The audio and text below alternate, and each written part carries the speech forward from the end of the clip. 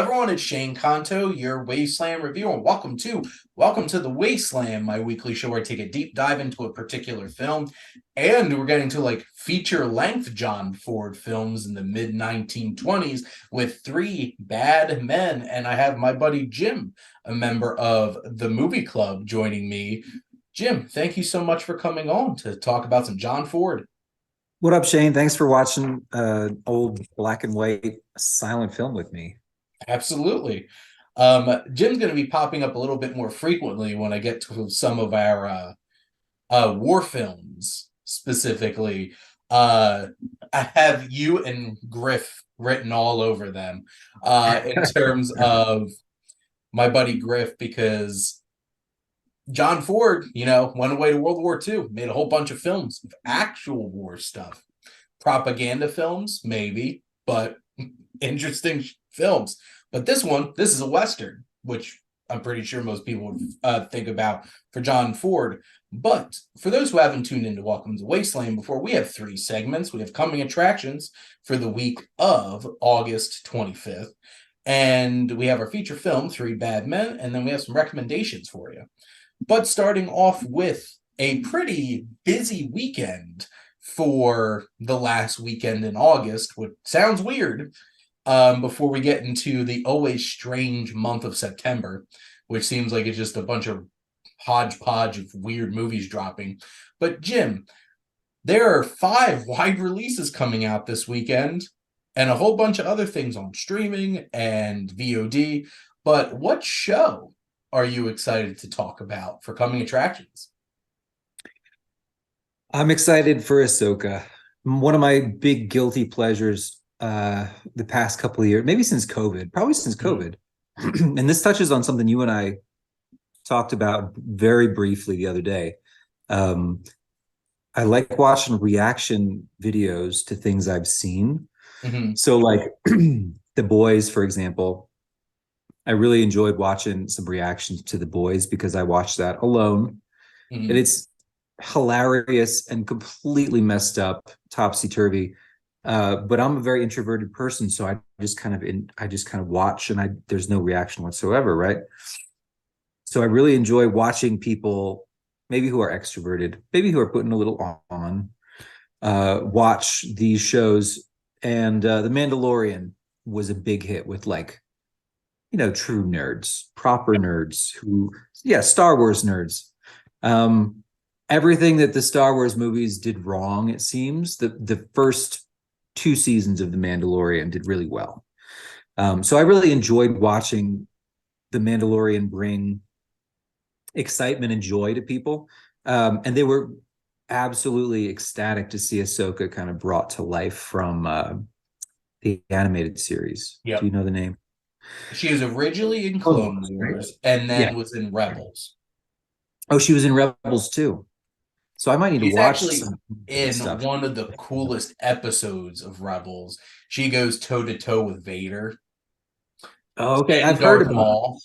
I've heard about this encounter from people, but I haven't seen it. So I think it's really cool that they're doing a standalone series for Ahsoka. I'm excited for the true Star Wars fans, and I think I'll watch it. I don't know that I'm going to get it all because I'm not a proper Star Wars fan, but I think it's cool that it's happening, and I'll definitely watch. I just finished the first 2 episodes, and I specifically finished the last 2 seasons of Rebels that I hadn't before this came out, because I'm like, this just smells of Dave Filoni's oh crap, I get to make a Rebels sequel that I always wanted to. Because trust me, there's a lot of threads from Rebels going in here, and the main cast is all from Rebels. All the main protagonist cast is from Rebels. And the main antagonist, Grand Admiral Thrawn, was also from Rebels. So it's pulling in a lot of those kinds of things. Like my wife Jess had never watched Rebels, but I just filled in gaps, to be honest, as I was sitting there. But I really love the first 2 episodes. It really feels like some old school Star Wars, and also leaning into samurai kind of fighting style that Ahsoka seems to have, which is pretty cool. Like that a lot. Because Star Wars, the first Star Wars movie, is a loose retread of The Hidden Fortress by Akira Kurosawa. So, like, they're based off of samurai films and westerns. So, makes a lot of sense.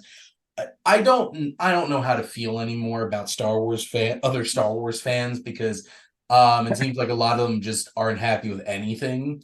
I'm really hoping people like Ahsoka. After the first 2 episodes, I'm definitely hooked. I almost, like, right before recording this, I'm like, I gotta finish the second episode because I don't want to wait until tomorrow to finish We're just sitting around having an extra drink waiting for you. So, but it's kind of like rock and roll, right? Like blues music went to England and then came back to America. Well, that's the thing. John Western Ford, US went to Japan, came back to us. Yeah, it's kind of cool that way. Yeah, John Ford was Akira Kurosawa's biggest influence. And then a lot of people were heavily influenced by Akira Kurosawa's work. And who by roots were influenced by John Ford and didn't know it. So there you go. Now, this weekend has a couple of streaming releases. Vacation Friends 2, which John Cena and Lil Rel Howery are back. You are so not invited to my Bat Mitzvah, which is Adam Sandler's new Netflix film, starring his daughters, himself and Idina Menzel. And then there's a decent amount of films with Liam Neeson's Retribution, the faith-based film The Hill, Gran Turismo finally getting like an actual wide release. Golda, which is the new Helen Mirren, Golda Meir film. And here, my most anticipated film is Bottoms from director Emma Seligman and written by Rachel Sennott and Emma Seligman, who made the film Shiva Baby, which I was a huge fan of when that came out back in 2020, because that was like one of those movies that just dropped in the middle of COVID, and it was like 80 minutes of the most uncomfortable experience, family gathering ever, because it's literally a bunch of people showing up for Shiva, to hold Shiva, and just the uncomfortable nature of the main character who's the married man she's having an affair with, shows up to this Shiva with his wife, and her ex-girlfriend is also sitting Shiva, and it just turns into this whole entire uncomfortable mess of a film. And this one takes two friends who are both lesbians who make one of those like high school pacts. We want to get laid before we graduate. And their bright idea is to start a female fight club, and they think that'll get them laid. So it is completely absurd, and it's something that just looks like it's tons of fun. I did get to see it already, so I was super excited about it. But I've been excited about this for months when I found out that this was coming out. So you all should show some love to Bottoms. I don't think it's getting like an actual wide release this weekend, unfortunately. It'll be in the big cities, but hopefully it'll roll out soon and people could go show some love and check it out. To wrap up August, before we hop into September. Now, our feature film of the week is the 1926 John Ford film, Three Bad Men. Now, so a little bit of background here. So the original title, speaking of The Hidden Fortress, supposedly the original title of The Hidden Fortress was Three Bad Men and the Hidden Fortress. So supposedly that title came from this John Ford film, which, after what we already stated, that Akira Kurosawa was heavily influenced by John Ford, no surprise there. This was actually a 15-month shoot. Like, it took them 15 months to film this 90-minute film. And 3 of the female cast members, while filming out in the woods, got horrible parathyroid infections and all wound up in the hospital. Oh my God. Not a fun time. And most of this film was shot in either the woods in California or Wyoming. So this are there even 3 female cast members? I'm trying to count. I did count. There definitely were at least 3. Okay.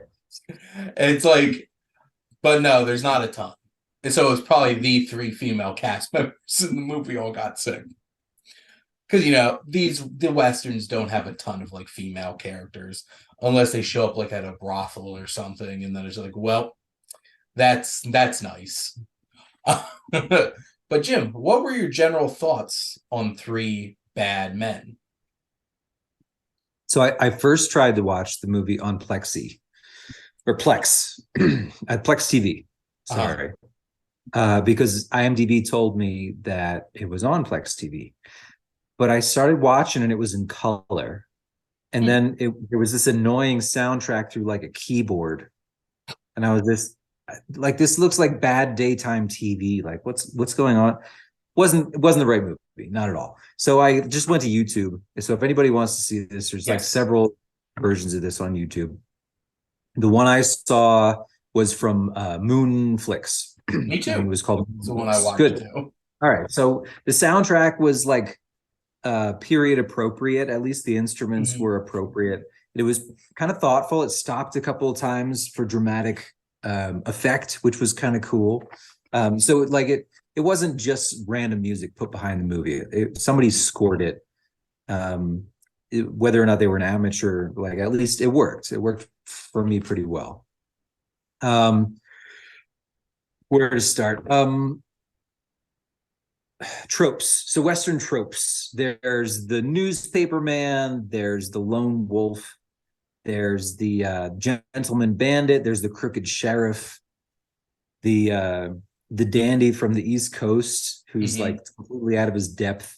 There's the cast of whores, which are maybe the only women in town. Which may or may not be accurate. In a real boomtown, I'm sure there would have been a lot of women. We did see some mothers, and not young mothers either. These were like middle-aged mothers who'd been uprooted from somewhere else, brought their kids, and they were looking for a better life on the frontier, let's say, right? So the first thing I noticed was all these tropes, these character tropes, I should say. But like this is 1926. Yes. So like it's not all. Think of all the westerns that came after, hundreds, maybe thousands of westerns that came after this. They didn't really improve, except for maybe giving female characters a little more wiggle room. I don't know that you could really work with the tropes better than this. You had dime novels to work with. I saw there was some kind of a novel that John Ford had adapted to the screen for this. So like even in 1926, like the tropes were set as far as characters go. I was impressed by the complexity of the plot, to be honest with you. I did not expect it to be as tightly woven as it was. I didn't expect the brother-sister thing to come in later on. I kept seeing the old prospector. To me, the old prospector, I wrote his name down. Lucas, the guy who discovered gold on Siouxland. I kept seeing him and I was like, how does this drive the plot forward? And it did. Like, if you watch the movie long enough, he comes right into the thick of things. So I thought it all moved really well together, and I was really impressed with the scene at it's at 1 hour and 9 minutes of the movie. It's when the U.S. government opens the frontier. They've cleared the natives, allegedly, and they're like, okay, it's a land grab. It's an open, whatever. That scene had hundreds of horses and people and carriages. Yeah. There's no CGI in 1926. That was a huge shot. And so I understand why it went on so long. It was, I don't know, 10 or 12 minutes of dust being kicked up and horses and carriages and whatever. But in context, that scene especially really impressed me. So complexity of the plot, really cool. The fact that Western tropes, as I know them in modern TV like Deadwood, the fact that those were established in 1926 was kind of cool, but also kind of a letdown. And then yeah, that scene at the end, I was really impressed by the huge, just the massive land rush at the end. The way they did that was very, very cool. Yeah, I think one of the most interesting things of watching John Ford's film so far is seeing the John Ford there, even so early on, because I feel like probably most people know Stagecoach On. Like Stagecoach was kind of where a lot of people started with John Ford's films, and that's where John Wayne shows up and everything, Ringo Kid. But you have this film that has a great mix of, those big scale scenes like you mentioned, the mid-range frame shots of characters, the intimate close-up shots of characters, and I'm a big fan of The Searchers. And I feel like The Searchers is like John Ford on all display in terms of like his filmmaking. And you could just see like little bits of that popping in and out in this film. I thought George O'Brien and Olive Borden had good chemistry together. Like there's a scene earlier in the film where they're kind of flirting with each other, which it's like there's something on your face. And it's just like, did I get it? It's just like, no, it's still there. And like that whole thing, like they are actually pretty charming. And I'm like, oh, I didn't expect to be charmed by like these character interactions, because like you expect them to just be like, oh, you're attractive, I love you. And it's like that kind of love story, which there's definitely some of those. And some There of is a little bit of that. I John. was a little disappointed with her for giving it up so quickly to him, but I mean, it was charming. I think, yeah.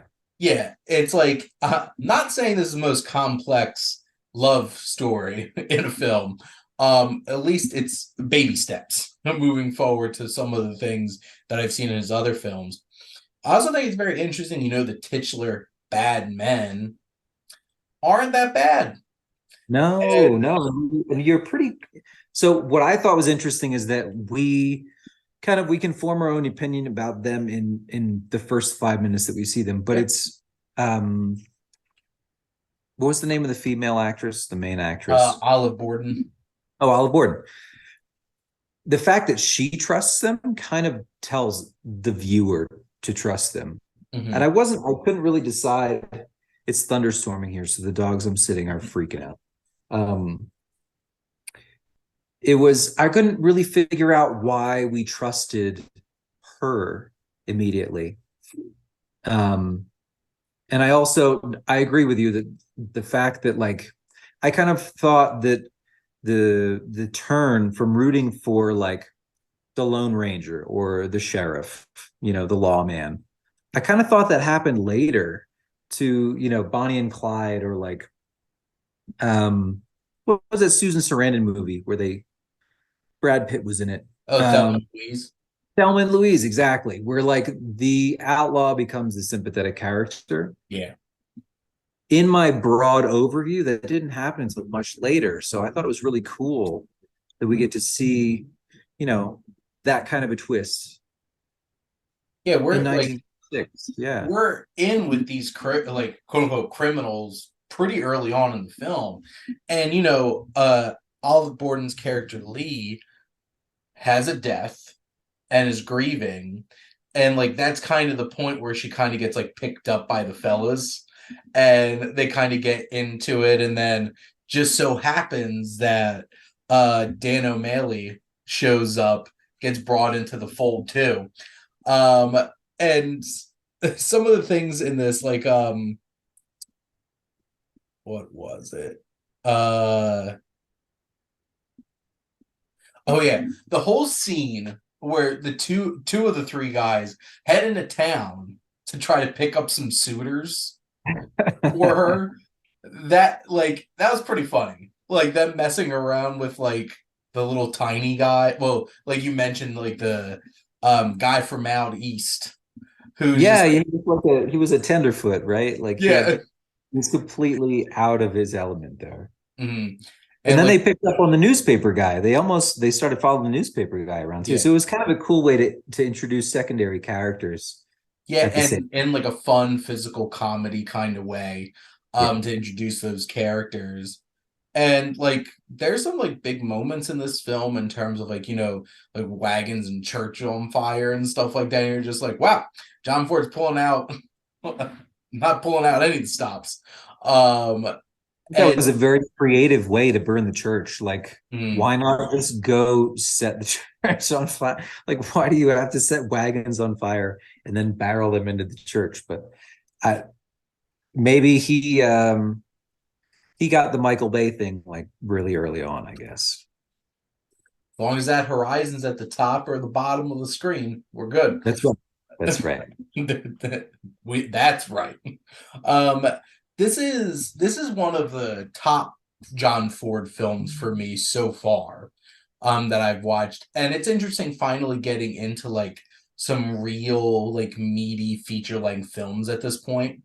Because up to this point, most of the films were between 50 to 70 minutes, a couple of shorter, a couple of them missing a lot because they're just missing the footage. So really you didn't get to have like a full picture. But like there's some talented actors here. Like um George O'Brien is in Fort Apache, and that seemed like one of his big films that he was in like more than 20 years after this.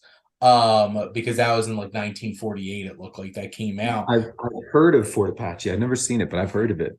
Yeah, I haven't seen it either. And it's a John Ford film starring John Wayne. Uh So you will see it I will eventually. see it. Uh Probably in actually, you know what? I'm very curious now. I'm actually gonna Several look up when I'm months, gonna watch probably. this. You could find my Fort Apache episode coming your way June 14th. Oh So my wow. John Ford has a lot of movies. It's going to be Yes. refreshing when I do Wes Anderson after this, and it's like 12. So, I'm um, looking forward to hearing your highlights though, like picking out I wish I could have had my textbook from college. And I can't even remember the name of the book, but like I remember John Ford was featured heavily in it. mhm. And there was a like a section of the book, not maybe not a full chapter, but at least a section about that shift from like rooting for the good guy against the bad guys to rooting for the bad guy or the rise of the anti-hero, if you want to call it that. It probably was a chapter. It was probably a whole Clint Eastwood chapter in that book. Well, yeah, And I wish I like, could have read that before we had this talk. well, yeah, because even like The Searchers, which like Ethan Edwards is a piece of shit, to be honest. And like John Wayne's not playing a nice guy in that movie, and No, that's in to me 1950. that's like my second favorite John Wayne, and I don't like John Wayne as a person or as an actor because I feel like he kind of just played himself in a lot of movies. But True Grit to me is that's my favorite role that he did. Mhm. And the second that I've seen him in at least is The Searchers because Mhm. it's just not your typical run of the mill John Wayne role. You No, get to see a and little bit he more. does some good acting in that. There's a particular like, you want me to paint you a picture?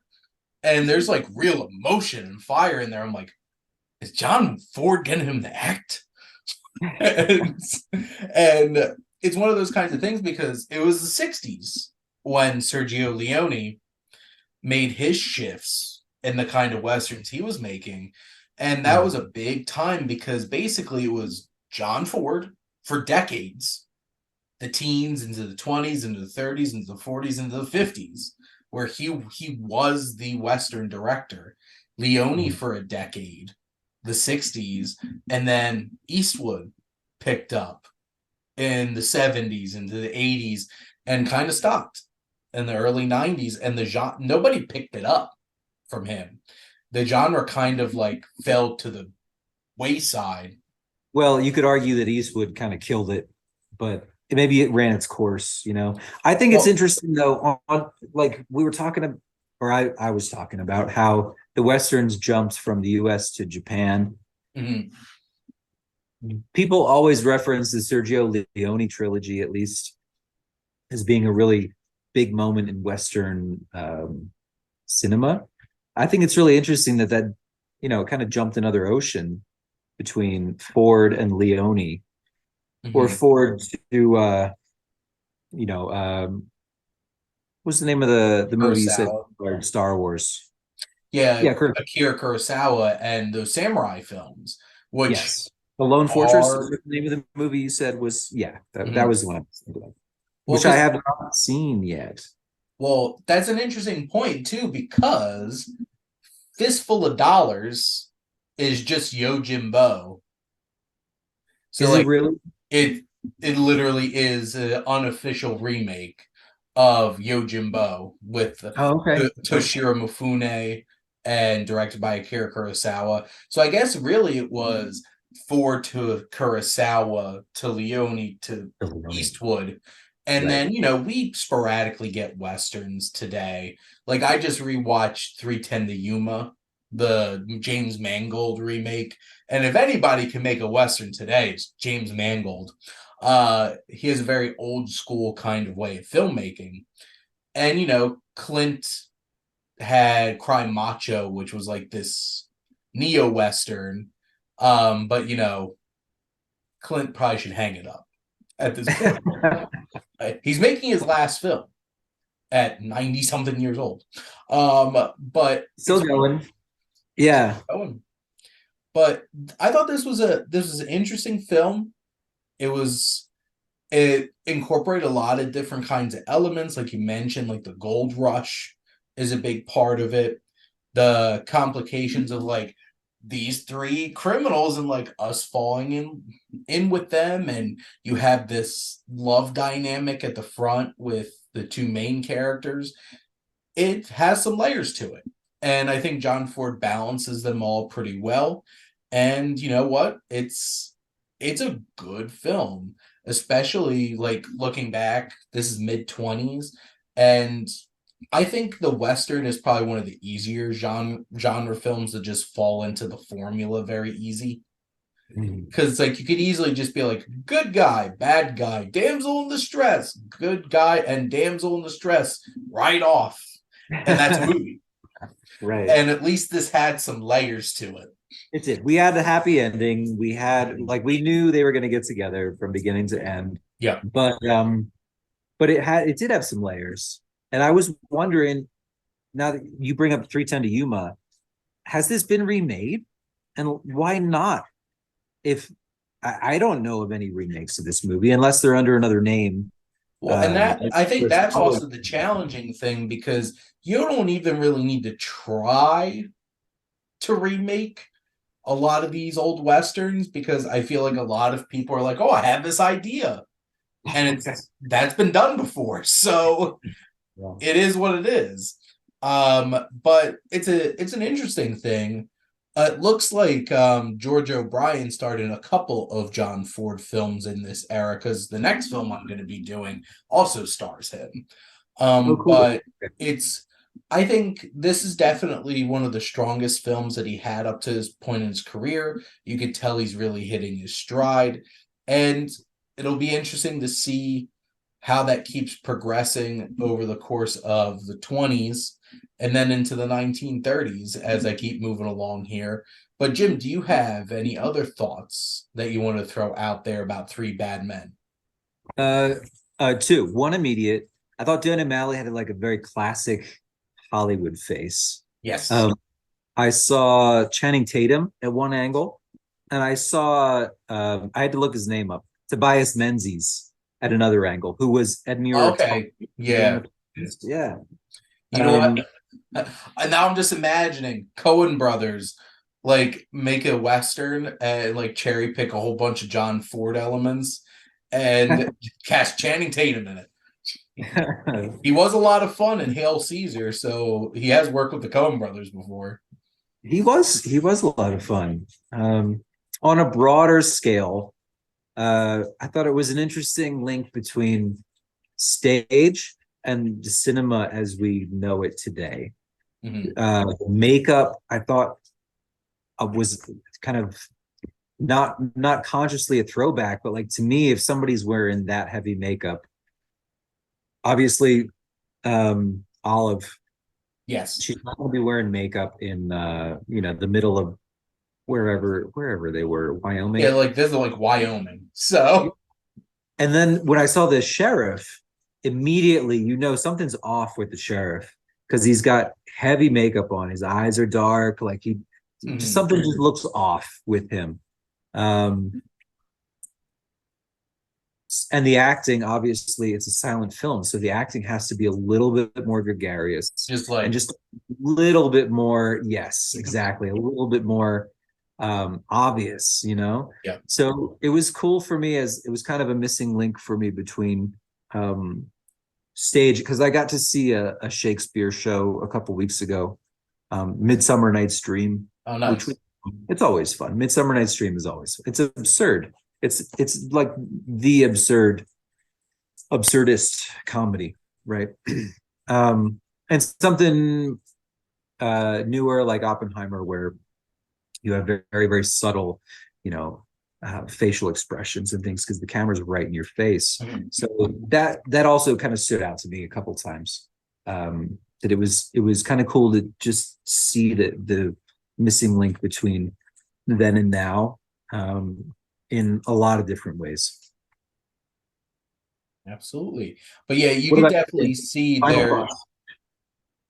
It's you could definitely see where it's like that still old school 20s kind of makeup.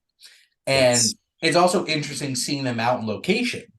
Because like they were out there. They were out shooting in California, out in the woods, out in Wyoming, out in the plains and stuff like that. It's just like it's that stage kind of silent film style, except not on a sound stage.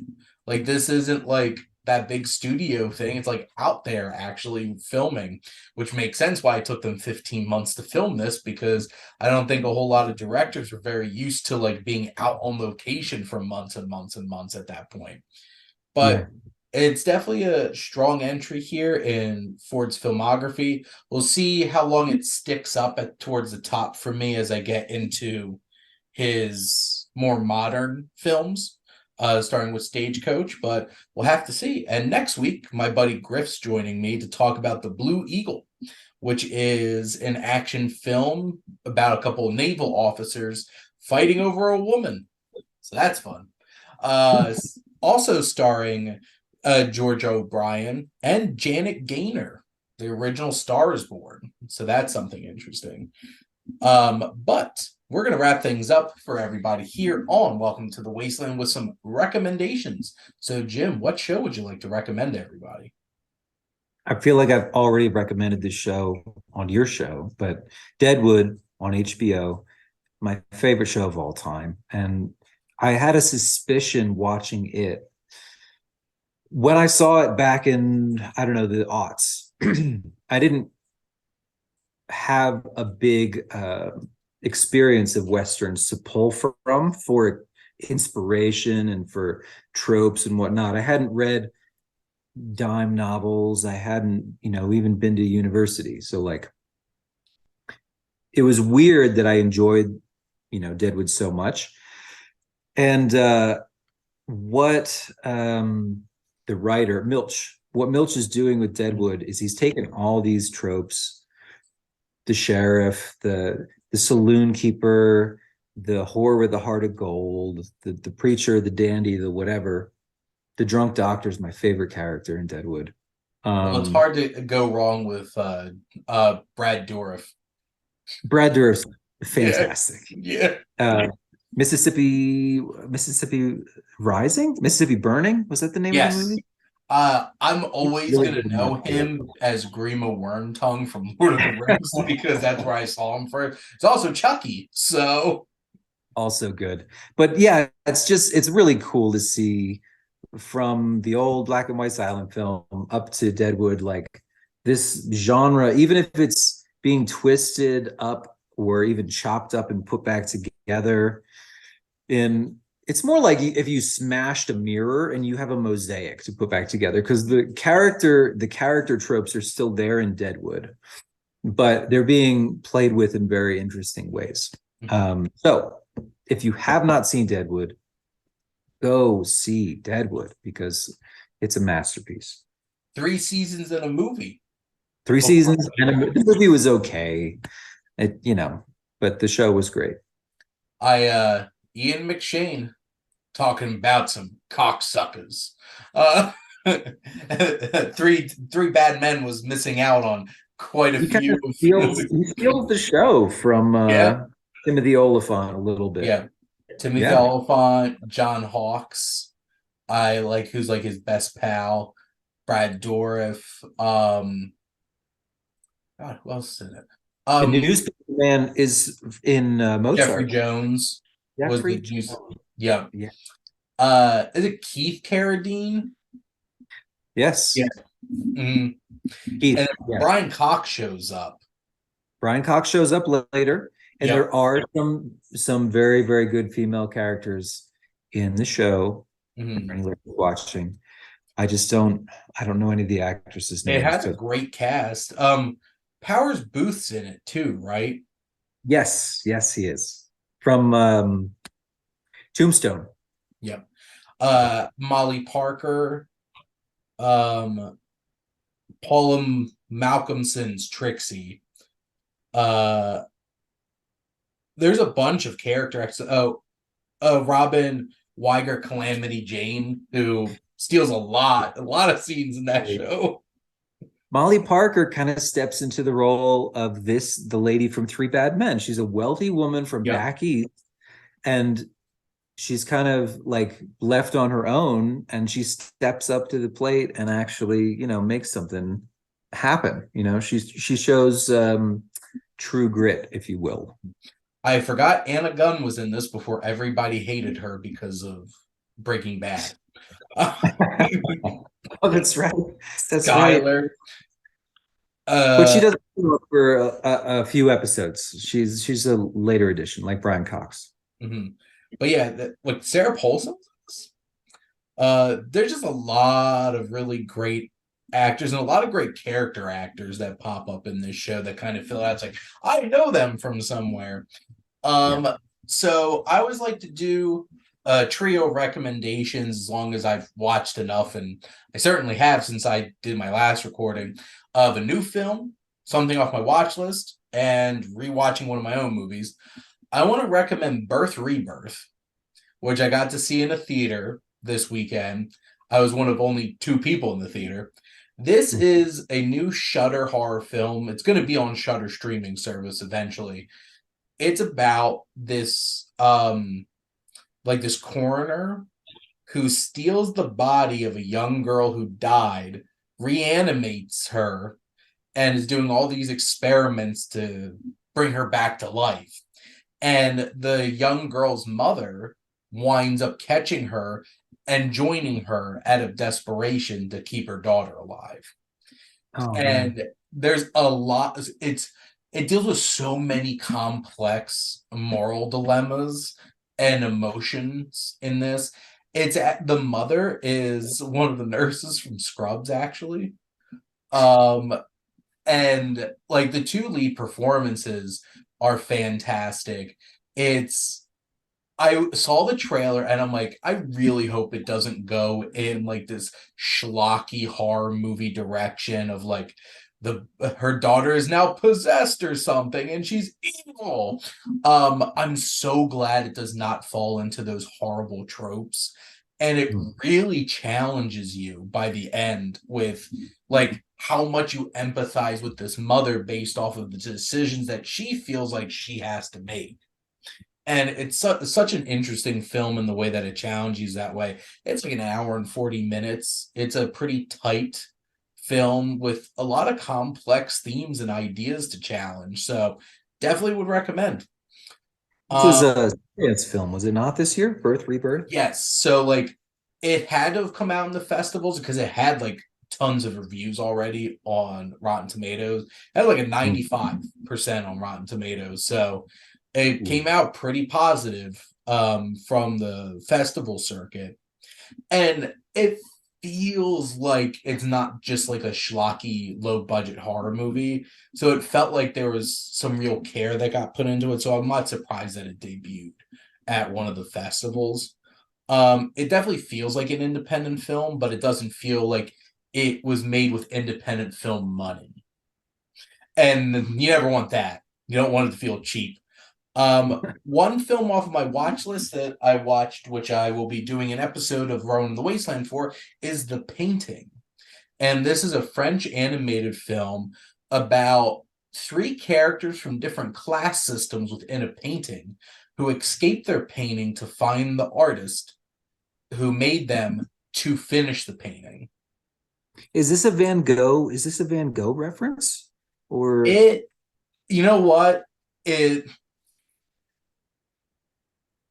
I wouldn't be surprised if there's a lot of influences there, especially when you finally meet the artist in the film. But basically, the world is made up of I think it's all duns, the like scratchies who are just sketches, and the half duns who are not fully painted. And there's a class system, and it deals with all the politics of like those kinds of like prejudices and stuff like that.